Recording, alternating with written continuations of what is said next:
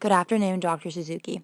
Thank you for joining us today. We just have a few questions we'd like to clarify with you in order to have an expert opinion on the rising issues related to global warming, climate change, and overall environment stability. So tell us, what exactly is your stance on the current environmental status of our planet? Our planet is definitely in jeopardy due to the rising effects of climate change. We see this in numerous locations around the world, where the change creates disastrous consequences. Regions of all temperatures experience multiple issues, for which it destroys the habitat in different but equally concerning ways.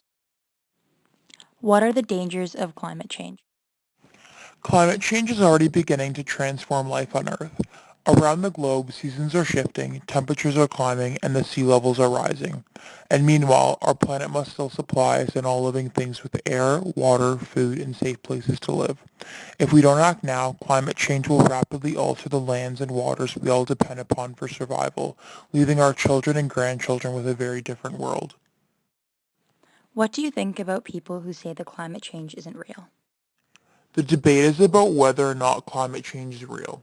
Irrefutable evidence from around the world, including extreme weather events, record temperatures, retreating glaciers, and rising sea levels, all point to the fact that climate change is happening now at rates much faster than previously thought.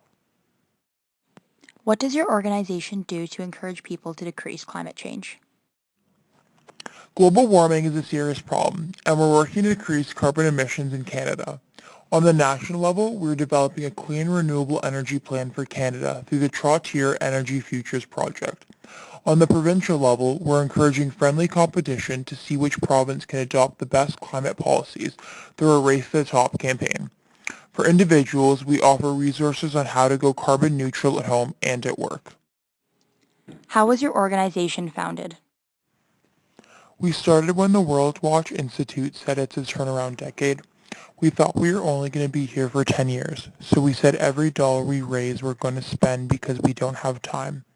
Who would have imagined that 20 years later we'd still be here and that conditions would be worse? So nothing has turned around? No, it hasn't. My concern now is the way global economics is actually speeding up the destruction. With the UN declaring 2011 the International Year of the Forest, and we have less than a third of the forest left on this planet, what is to be done? From my standpoint, I don't attend international meetings anymore. I went to Rio in 92 and Kyoto in 97, and we've had, the year of the child and the year of the ocean, and God knows all these wonderful things. But so long as we cling to this economic system, I don't see any way out of it. As you said, it's the economic drive that is just trashing the planet. How would you rate the environmental policies of the current US and Canadian government? I think it is the most ecological destructive government. Actions are not based on scientific advice, but rather ideology. We have a leader who claims the economy is the highest priority, proroguing Parliament to focus on the economy, and yet a leading economist like Sir Nicholas Stern says if we don't deal with climate change, it's going to destroy the global economy. Our Prime Minister has never ever said this is an important issue affecting Canada, and we've got to do something. Which principles are important for people to get right now, and which tools are really useful at this point? I've done the best I could, but I don't see much traction. To me, the most important thing is what I wrote in The Sacred Balance. It's the most important book I've written, and it's simply trying to remind people that we are animals. There are lots of places, like in southern Alberta or parts of Texas, where I've given speeches and told kids, don't forget, we are animals. What do you mean by we are animals?